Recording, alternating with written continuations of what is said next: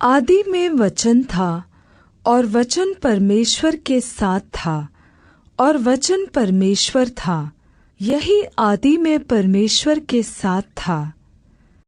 और वचन देहधारी हुआ और अनुग्रह और सच्चाई से परिपूर्ण होकर हमारे बीच में डेरा किया, और हमने उसकी ऐसी महिमा देखी जैसी पिता के एकलौते की महिमा।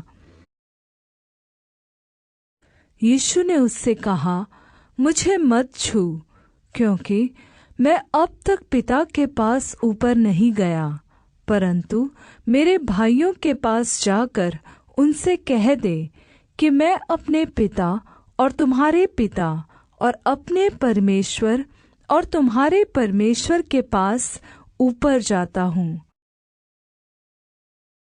मैं इसी कारण उस पिता के सामने घुटने टेकता हूँ। परमेश्वर को किसी ने कभी नहीं देखा। इकलौता पुत्र जो पिता की गोद में है, उसी ने उसे प्रकट किया। यहूदी और भी अधिक उसके मार डालने का प्रयत्न करने लगे कि वह न केवल सबत के दिन की विधि को तोड़ता, परंतु परमेश्वर को अपना पिता कहकर अपने आप को परमेश्वर के तुल्य ठहराता था। और अब हे पिता, तू अपने साथ मेरी महिमा उस महिमा से कर जो जगत की सृष्टि से पहले मेरी तेरे साथ तो प्रगट है कि हमारा प्रभु यहूदा के गोत्र में से उदय हुआ है, और इस गोत्र के विषय में मूसा ने याजक पद की कुछ चर्चा नहीं की। इस कारण प्रभु आप ही तुमको एक चिन्ह देगा।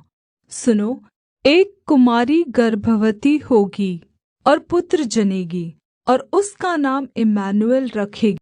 मेरे पिता ने मुझे सब कुछ सौंपा है, और कोई पुत्र को नहीं जानता केवल पिता, और कोई पिता को नहीं जानता केवल पुत्र, और वह जिस पर पुत्र उसे प्रकट करना चाहे। यीशु कैसरिया फिलिप्पी के प्रदेश में आकर अपने चेलों से पूछने लगा, लोग मनुष्य के पुत्र को क्या कहते हैं? उन्होंने कहा, कुछ तो यूहन्ना बपतिस्मा देने वाला कहते हैं, और कुछ एलिय्याह, और कुछ यिर्मयाह या भविष्यद्वक्ताओं में से कोई एक कहते हैं। उसने उनसे कहा, परंतु तुम मुझे क्या कहते हो? शमौन पतरस ने उत्तर दिया, तू जीवित परमेश्वर का पुत्र मसीह है। स्वर्गदूत ने उसको उत्तर दिया, पवित्र आत्मा तुझ पर उतरेगा, और परम प्रधान की सामर्थ तुझ पर छाया करेगी। इसलिए वह पवित्र जो उत्पन्न होने वाला है परमेश्वर का पुत्र कहलाएगा। और मेरा भेजने वाला मेरे साथ है। उसने मुझे अकेला नहीं छोड़ा, क्योंकि मैं सर्वदा वही काम करता हूँ जिससे वह प्रसन्न होता है। क्या तू विश्वास नहीं करता कि मैं पिता में हूँ और पिता मुझ में है?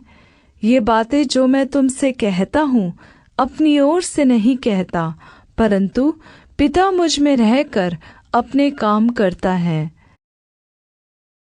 तुमने सुना कि मैंने तुमसे कहा, मैं जाता हूँ और तुम्हारे पास फिर आता हूँ।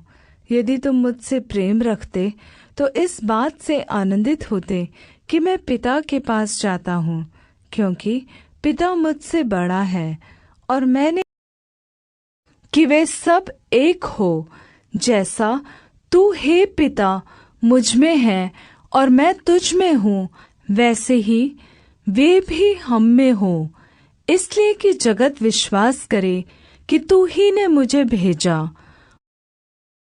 पर इन अंतिम दिनों में हमसे अपने पुत्र के द्वारा बातें की, जिसे उसने सारी वस्तुओं का वारिस ठहराया, और उसी के द्वारा उसने सारी सृष्टि भी रची है। देखो, पिता ने हमसे कैसा प्रेम किया है कि हम परमेश्वर की संतान कहलाए, और हम हैं भी